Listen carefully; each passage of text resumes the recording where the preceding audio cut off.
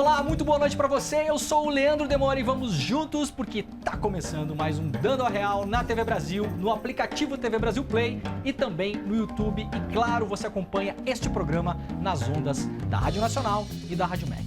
Toda semana, um papo reto e direto com as figuras que movimentam as redes, a política e a vida dos brasileiros. E aí, tá preparado? Então vambora, que a nossa DR já vai começar.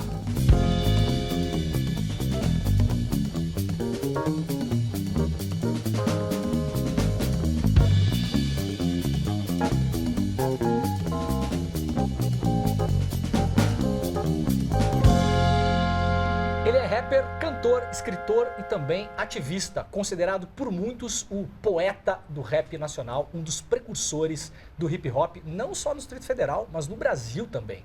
Acredita que a mudança está na desconstrução e defende a arte como protesto social. O hip hop salva vidas. A frase é dele. Com vocês, Genival Oliveira Gonçalves ou GOG. Meu camarada, muito obrigado. Salve, Leandro. Satisfação. Obrigado por ter aceito o nosso convite.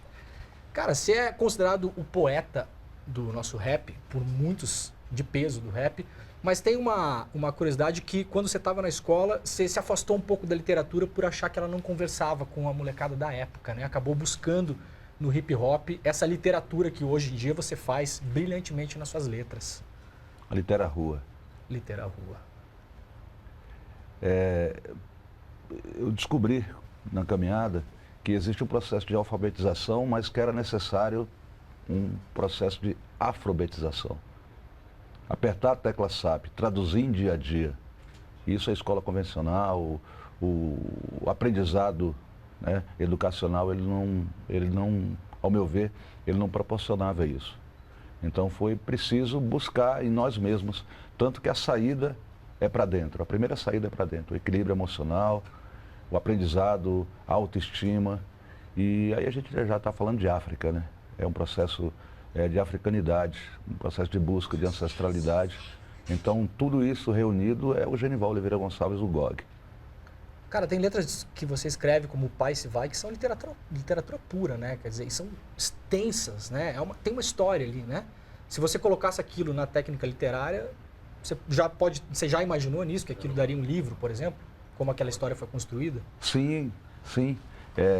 Eu lancei o meu livro em 2010, foi 2010 que ele chega, né, ao mercado, e escrito e preparado pelo professor Nelson Maca, pela editora Global. Foi exatamente esse desafio de trazer a música já para o processo literário. Então são 48 letras que no livro eu conto em que momento percebi, o que acontecia, os acontecimentos históricos, os acontecimentos políticos, sociais, raciais que permeavam, né, aquele momento o Brasil e que acabaram trazendo para a caneta, para o papel e para o livro o meu texto.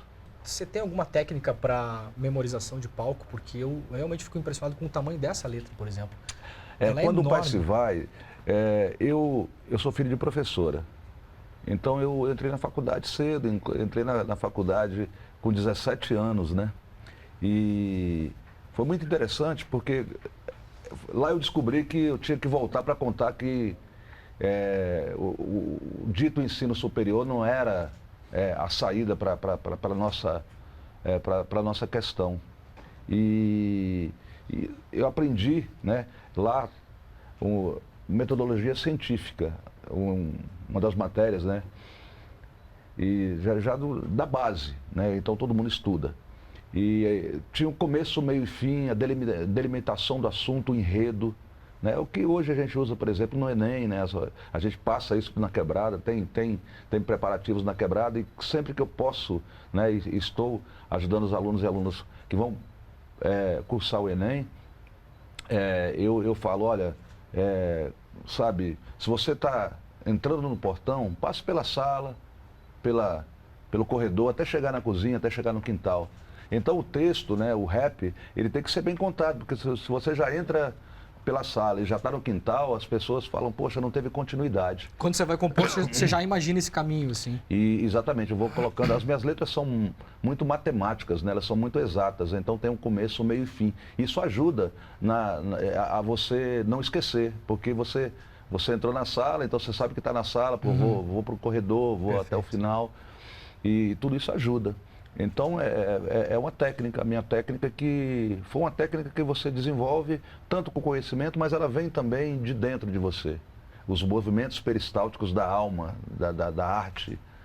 E depois que você engole alguma coisa, né, você não fica pensando como ela é digerida. Da mesma forma é a arte. Né? Você recebe e você expressa. Isso nos dá o nosso diferencial e a identidade. E é o que a gente comenta muito. Olha, quando a gente está tirando a vida de alguém, na realidade você está eliminando o diferente, você está eliminando algo dentro do ecossistema social que você não conhece ou que não conhece na proporção daquilo, que aquela pessoa poderia ter trazendo a fórmula mágica da paz, por exemplo. Então você matou a paz. É duro, né? Matar a paz, ainda mais nessa velocidade que a sociedade brasileira vem matando, não só no físico, mas no mental, no estrutural. O hip hop tem essa missão de evitar esse holocausto diário que acontece. Um dia eu estava conversando com uma pessoa, não lembro exatamente em que contexto, e a pessoa me falou que no contexto americano, o rock and roll, né, Sim. que começou com os negros, ele foi em algum momento usurpado pelos brancos, muito na figura do Elvis Presley, né? E o Elvis Presley acabou criando o que seria a cultura jovem nos Estados Unidos. Você acha que dentro disso que você está falando, o hip hop, por exemplo, e o rap, eles ajudaram a criar ou a dar uma identidade para a cultura periférica no Brasil? Porque, te contar uma história rápida, comecinho dos anos 90, eu morava na fronteira com a Argentina, um lugar muito longe de tudo, né? Isolado de todas as capitais, a cidade grande mais próxima da minha cidade, ficava 7, 8 horas de carro, era tudo muito longe. E a gente estava lá no nosso mundinho minúsculo lá, né, do interior do Brasil, e de repente, um belo dia, meu pai e minha mãe tinham um rádio antigo que eles tinham ganhado de casamento, a minha mãe tem até hoje esse rádio, aliás. Eu liguei o rádio na emissora local, uma FM, e estava tocando Racionais. E foi um negócio, eu nunca tinha escutado aqui.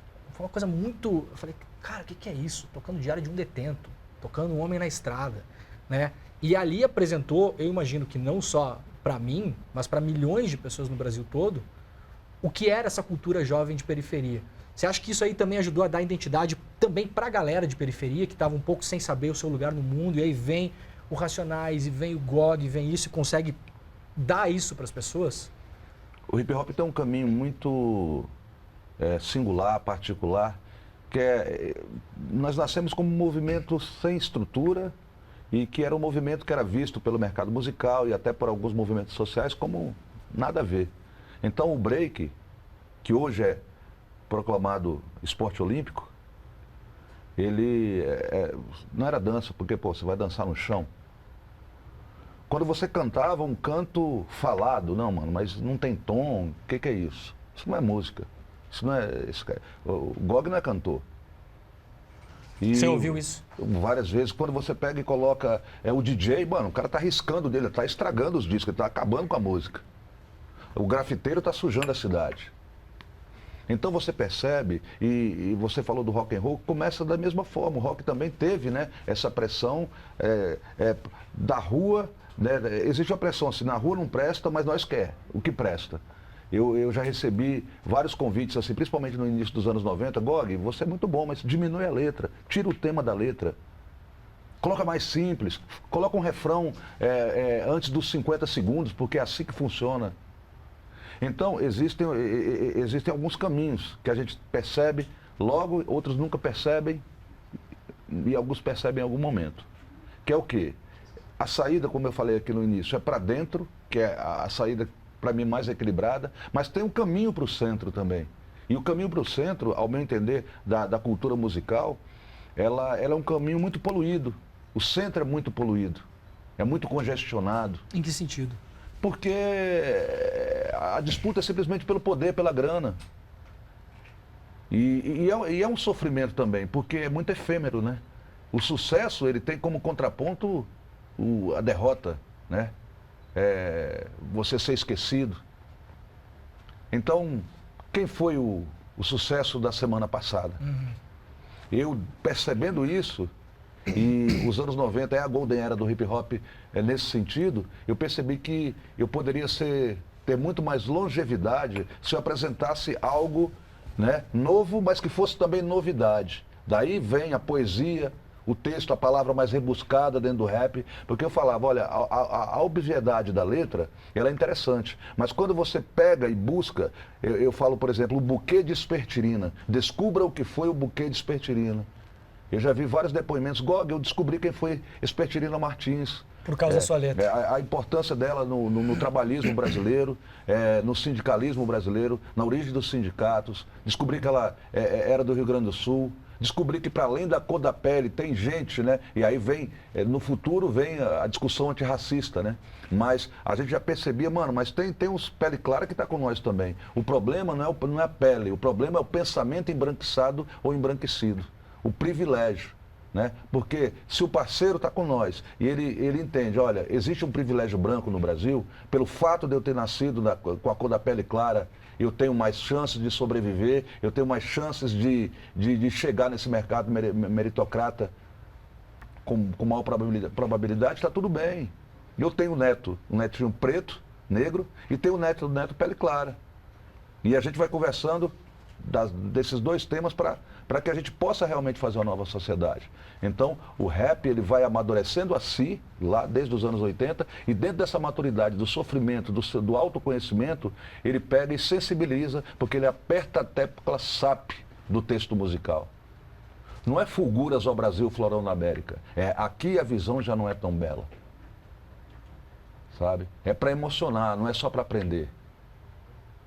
A gente discute muito. Gog, qual o peso da educação na escola? Da educação escolar e formal para nós? É um peso muito grande, porque eu aprendi Dom Pedro de Alcântara, Francisco Antônio, João Carlos Xavier, Joaquim José Gonzaga, Pascoal Cipriano, Serafim de Bragança e Bourbon, mas eu não sabia o nome de Zumbi dos Palmares, eu não sabia quem foi Dandara, Cotirene, eu não sabia quem foi Vilma Reis, quem foi Sabina, mãe de Zumbi. E tudo isso eu descobri numa base cultural. Através do quê? Do aquilombamento, de juntar os nossos sofrimentos e falar, somos corpos fortes juntos. Bem-vindos ao hip hop. Cara, tem uma letra sua que é Brasil com P, que eu acho ela fascinante também. Eu não sei se você já viu, eu até procurei na internet antes do nosso papo, mas eu não consegui encontrar. Se eu não me engano, foi num programa do Jô que o Chico Anísio fez um... Sim. Você lembra disso? Com M. Com M. Com M. Pô, eu procurei com P e não achei, claro, por isso. Com M. Aham. É um monólogo do Chico Anísio, brilhante, que tudo começa com Pois M. eu me arrepiei aqui de você falar. E a sua começa com P. Você se inspirou nisso ou você descobriu isso depois? Não, o interessante é que, sabe, o universo, eu acredito nessa conspiração, né? Que as coisas vão conversando, né? Do Chico foi das que mais me tocou, porque ela se aproxima de Brasil com P na sua construção, porque ele não usa um artigo, nada para ligar. São as palavras, você transformar o substantivo em verbo, talvez, poeticamente, eu poderia falar assim. Quando eu coloco predominou o predador, eu não estou colocando o olho, eu falo predominou e predador. Quando eu falo polícia pacificador, polícia pacificação, eu falo a palavra pacificador e a palavra pacificação, ambas interpretadas, colocadas. Talvez esse o grande presente artístico que o Brasil com P traz.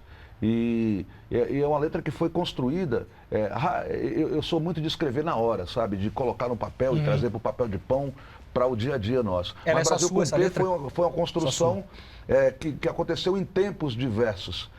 Quando eu era moleque, ali 7, 8 anos, eu não entendia porque Brasil com Z naquelas caixas de papelão. Era Brasil com Z, Made in Brasil. Eu falei, pô, mas Brasil não é com S, irmão? E quando, já nos anos 90, eu vi o atual presidente, lá, o presidente daquela época, que era Fernando Henrique Cardoso, ele fazia discursos, né, nas conferências onde ele participava fora, e era sempre em inglês.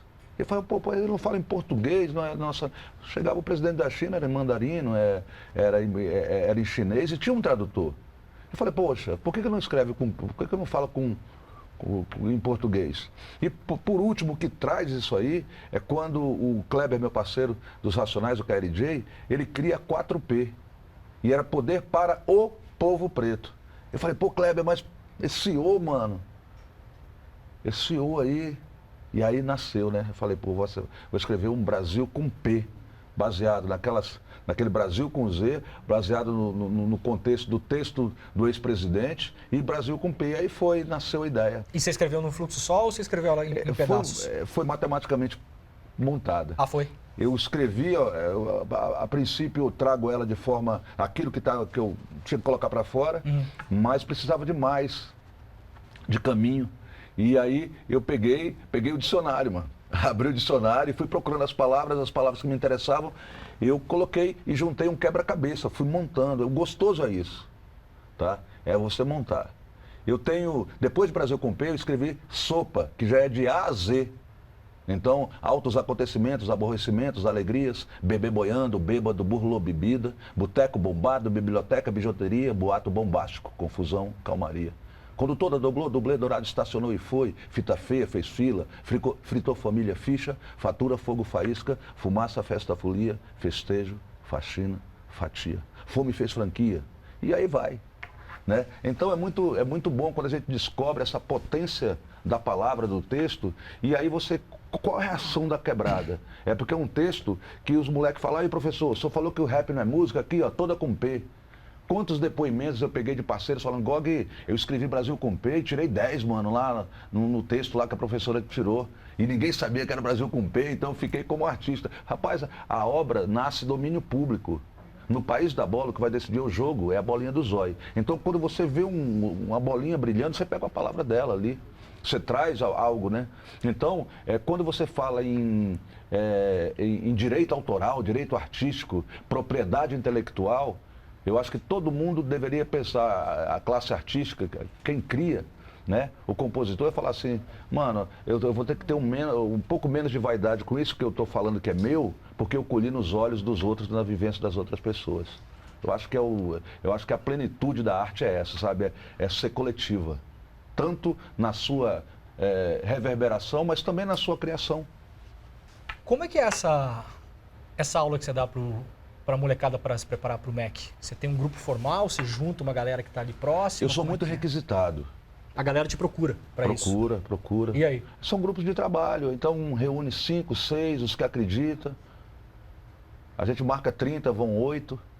E a conversa é assim, é uma tentativa de segurar a mão para que, é o que eu te falei, para que o centro não leve, sabe?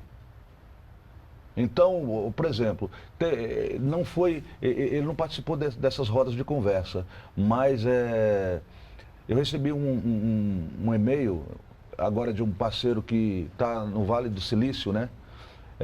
Na região de Los Angeles, acredito que é São Francisco, Califórnia. E ele falando que hoje ele é bem sucedido, né? Um brasileiro bem sucedido nos Estados Unidos. E ele morava no Capão Redondo. Quando ele descobriu o GOG foi a base de formação dele para ele caminhar. E ele me escreveu perguntando, GOG, o que eu posso fazer agora, mano? Me dá a letra para que eu possa retribuir o que você fez comigo. Eu falei, mano, faz a mesma coisa que eu fiz com você, dá oportunidade para outro parceiro. Pega um desacreditado, sabe? Aquele que nem ele acredita nele e traz ele para você, para o seu lado. Eu só ando com um problemático. Se é muito bom, eu não quero andar. Porque o hip hop é isso, sabe? Qual a evolução do hip hop? Para mim, o hip hop, a evolução não é só colocar mais elementos, o quinto elemento, o conhecimento, somos os mais bombados do Spotify, do Deezer, nas plataformas digitais, no YouTube. Eu acredito assim, o que o hip hop está fazendo na comunidade? Quando o Brau fala volta para a base, né? Eu vejo de várias formas, tanto voltar para a comunidade, como voltar para a base também, para o beat, sabe? Para o disco, para o vinil. Tem várias... a poesia, ela tem que ser interpretada, tem que ser debuiada, né? Para que você possa entender na profundidade. Então, ritmo e poesia, por exemplo, que é a magia do rap, né?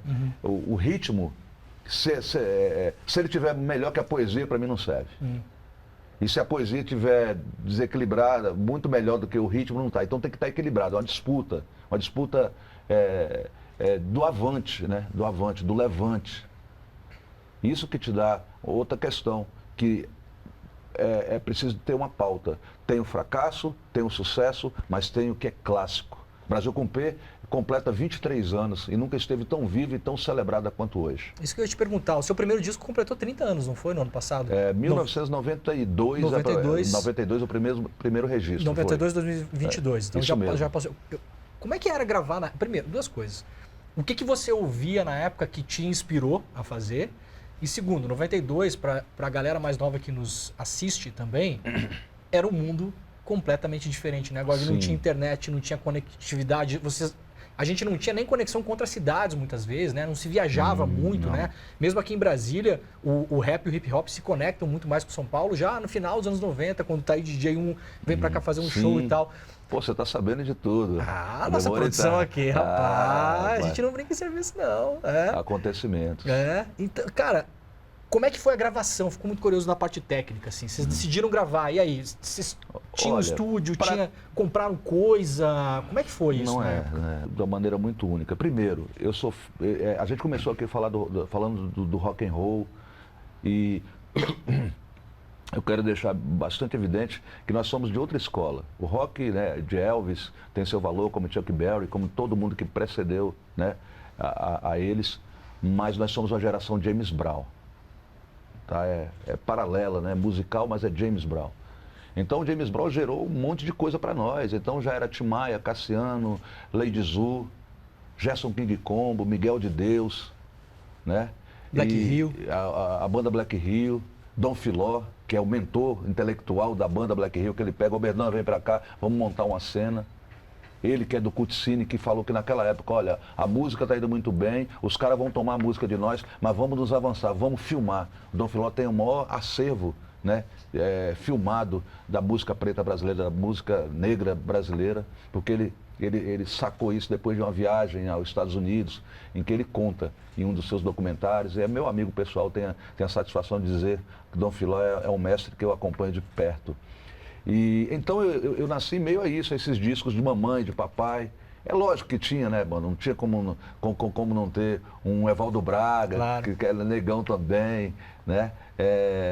Todos aqueles que permeavam ali, um Nelson Ned, na vida passa, tudo passará, e nada ficará. Tinha Vanderlei Cardoso, né? Márcio Greik. Então, tudo isso aí era ali, ó, era o suprassumo do que viria a ser, né, o meu pensamento musical. E quando a gente percebe isso e traz, a gente já chega diferente na cena. Quando o hip hop chega ali nos anos 80, a gente traz essa bagagem toda e só que como faz? O primeiro elemento que chega no hip hop brasileiro, em todos os estados, é incrível, nós percebemos, todos nós somos dançarinos. Ex-Câmbio Negro, Taíde, Mano Brown, Ed Rock, KLJ, todo esse time foi b-boy, né, antes de ser cantor de rap. A gente não demorou um pouco para cair a ficha de que dava para cantar rap em português. Então, nós temos o Miele lá, né? Sim, de morrer de rir, quando a gente leva a sério o que se passa por aqui, que é um dos registros. Tem também nosso mestre Jair Rodrigues, né? Que também traz o estilo rap na forma de cantar. Talvez um dos primeiros raps do Brasil é aquele pedaço, né? Aquele Deixa que diga, que pense que fale, né? Isso. Pois é, mas assim, Elis Regina também já era hip hop. Fazia um pouco também. Né? A terra do dono é só dele. Né? Então, traziam conceitos nossos para além, porque todo mundo, quando pensa, o hip hop, pensa na base, no musical, mas o texto, né? Milton Nascimento, sabe? Então, onde acontecem os rompantes e os rompimentos. E aí, a gente tinha, por exemplo, Brasília teve uma escola de DJ muito forte no seu início. Já tinha os disc jockeys, né, aqueles que tocavam, mas que migraram, no caso, por exemplo, Brasília nós temos o Nino Mix, que é o mais notório, Elivio Blower, teve Toninho Pop, e esses caras pegaram, aconteceu outro ajuntamento que foi com o DJ Rafa, muito importante nesse entendimento, ele que é filho do maestro Cláudio Santoro, que dá nome ao nosso teatro, ao Teatro Nacional. de Brasília. E essa galera trouxe tinha equipamento para gravação? O Rafa, ele já era assim, era um parceiro mais abastado, que já conhecia os Estados Unidos, parece que o Rafa nasceu, caminhava pela Alemanha. Então o Rafa começou a comprar os equipamentos e trazer alguns vinis. E aí foi, quando os meninos conhecem o Rafa, aí está estabelecida a ponte. Está estabelecido e a gente começou a arriscar. Mas, por exemplo, os sequências, eles sampleavam ali 2, 3 segundos, então era preciso muita criatividade, né, para fazer. E daí que os DJs que começaram a trabalhar, eles pegavam no próprio vinil, no próprio instrumental, aquela parte, repetia, fazia os loopings, né? E tudo isso foi dando, a gente foi percebendo que nós poderíamos cantar, porque cantar, né, era muito culto, não era cult.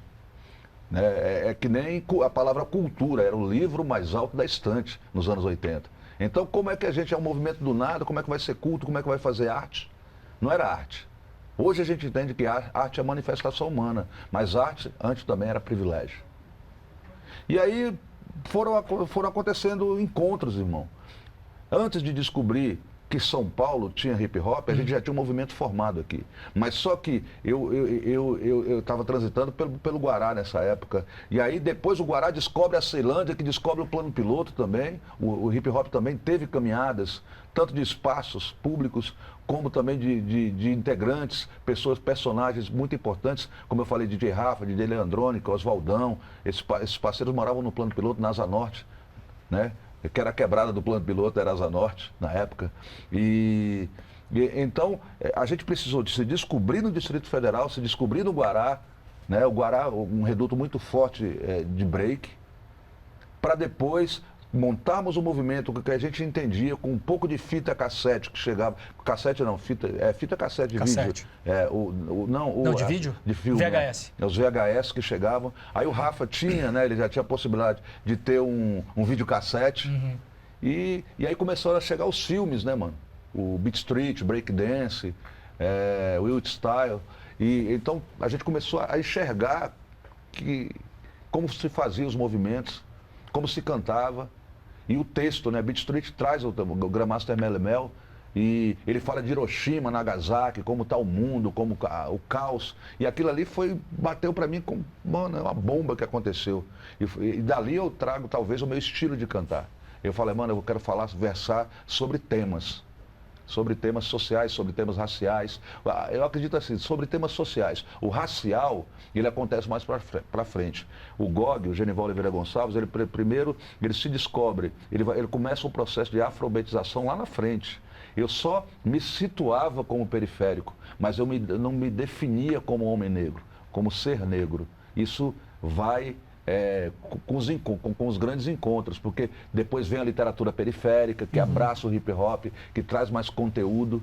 E eu acredito que a gente está amadurecido ali na primeira década do século XXI, mano, no meu entender, para o hip hop, por volta entre 2005 a 2010. Vocês caminhavam nessa época, do final dos anos 80, início dos anos 90, mais ou menos junto com aquela explosão do rock de Brasília, né? Sim. E como era isso? Vocês tinham encontros, mano, ou era tretado, ou como que era? Eram dois mundos, mano. Legião Urbana, né? Daqui, eram dois mundos, porque o que a gente queria era dançar, né? Dançar, o break era muito forte. E então, a gente muitas vezes olhava assim, pô, mano, só toca rock. Tanto que eu tenho uma música 60 anos em 5, que eu falo assim, eu acho que tem até um pouco, pô, vou dar a resposta, né? Tipo, a capital do rock agora é a capital dos manos. Sensacional. Né? Porque as quebradas, né? A gente tem todas as periferias de Brasília, o rap impera, né? O rock deu uma encolhida, mas tem um papel ainda muito importante. Tenho vários amigos do rock, mas eu mandei até para o Felipe Seabra, a gente trocou ideia sobre essa música e a gente deu risada. Sensacional. Porque a gente conviveu bem, mas não habitávamos palcos juntos. Sim, eram bandas diferentes, não éramos dissidentes, diferentes, mas não éramos conviventes, né? Você falou de uma Brasília aí, que é uma Brasília muito pouco falada, né? Eu queria plano. Um outro plano. Que outro plano é esse que as pessoas que não conhecem de Brasília e que nunca conheceram Brasília, a maioria dos brasileiros nunca esteve em Brasília, nosso estúdio é em Brasília. Qual é a Brasília que você enxergou desde que você começou a sua caminhada, que fica para fora da política e poder que a gente vê, né? Sempre na televisão. Que Brasília é essa? Então, outro plano, fora das asas do avião. A gente tem que contar para as pessoas, principalmente as que moram fora da nossa cidade, também até para quem mora aqui, que Brasília é uma cidade criada, ao meu entender, para não ter tensão social. Então, quem chora em Planaltina não é ouvido em Braslândia. Quem tem problema e passa necessidade de alimento na Ceilândia, não vai ser ouvido no Paranoá, nem no Gama. Então, esse encontro, essa aproximação, eu acho que o Super Bonder é o hip hop. É que cola as quebradas. É que traz, né, esses frangalhos que foram colocados. E você vê que Brasília ainda é colocada num estilo, uma concepção comunista da cidade, né? Oscar Niemeyer tinha esse pensamento da autossuficiência. Não é por acaso que são super quadras, né? São super quadras porque elas são autossuficientes, elas foram colocadas para ter um comércio local, para ter escola-parque no local, mas para as periferias isso não foi continuado. Não foi, não tinha uma contabilidade, não tinha um recurso, não tinha um pensamento para isso. As pessoas que vieram construir Brasília acabaram ficando fora dessa construção, né? Exatamente. Os candangos, né? Não sobrou os mesmos para os candangos e para os pioneiros. É tanto que as pessoas quando perguntam, você é candango? Não, mano, eu sou pioneiro. Eu vim para morar em Brasília. Ninguém quer dizer que construiu Brasília porque foi construída com as próprias mãos. E o sistema, esse sistema aí, foi o sistema que o hip hop encontrou logo ali, porque nós estamos colados, né? São 20 e poucos anos da construção de Brasília. A gente vivia ainda os resquícios de um regime ditatorial, militar, que por mais de 2 décadas calou gente, mas só que na mesma hora a gente percebeu, mano, o que mataram de inteligência na ditadura, matam por mês de inteligência na quebrada. Sabe, a gente tem comissões dos desaparecidos, dos mortos em conflitos, mas a gente não tem uma contabilidade, né, de jovens negros no seu melhor momento, aos 15, aos 16, aos 17, no momento que poderiam até contribuir mais como PIB mesmo, como renda, não só com a sua humanidade, serem dizimados, né? E a gente vê, por exemplo, governanças que falaram, olha, esse tiro foi bem colocado, olha, o agente do Estado agiu como se haja um artilheiro na porta do gol, ele meteu o gol. E a gente, sem formação política, sem formação social e racial no Brasil, a gente acredita que... A gente não, porque eu não acredito nisso, mas tem muitas pessoas que acreditam até que a escravização foi boa para os negros, né? E fala, na África está pior. Então, as pessoas não entendem num processo mundial que a África foi usurpada no seu território, ela foi arrancada de si mesma e a reparação é o mínimo que poderia ser colocado. Tem corpos como a de Sarah, né? Sarah Baartman, que foi usada simplesmente como exibicionismo por seu desenho do corpo diferente, né? Tudo muito volumoso, e que foi levada para a Europa para ser colocada praticamente como num zoológico humano, para ser pega, cheirada, consumida. E o corpo de Sarah que passou mais de 200 anos, né, e que só voltou para a África do Sul quando há um pedido formal de Nelson Mandela. Essa África que a gente quer contar, sabe? A África que tem 1/7 da população mundial, que contribui, que tem tanta arte, que na realidade, o que mais contribuiu para a melhoria do planeta, mesmo ficando com a pior parte e vivendo os piores momentos do que o ser humano já passou, né? Então, eu coloco isso em toda entrevista, em todo bate-papo, porque independente do tema que a gente está colocando, a gente tem que dizer assim, somos fortes demais para estarmos vivos e jamais nos entregaremos. Cara, a gente poderia ficar conversando por mais 8 horas, mas o programa acabou. Acabou já? Acabou. Bem que você falou que era rápido. São só os melhores momentos. Melhores momentos. Gog, muito obrigado, viu? Eu fico feliz de poder ter tido essa oportunidade, ainda mais na TV, que eu respeito bastante. Obrigado. Tá bom? Espero que a gente possa se rever, nos veremos com certeza. Com certeza, nas caminhadas da vida, nos protestos da vida e nos festejos da vida também. Obrigado, irmão. Valeu. Gente, esse foi o Dando a Real de hoje. Muito obrigado pela sua companhia. Na próxima terça-feira, às 10 da noite, estaremos de volta. E daqui a pouco, olha só, às 11 horas da noite, você escuta este mesmo papo nas ondas da Rádio Nacional e da Rádio MEC. Até a próxima e tchau.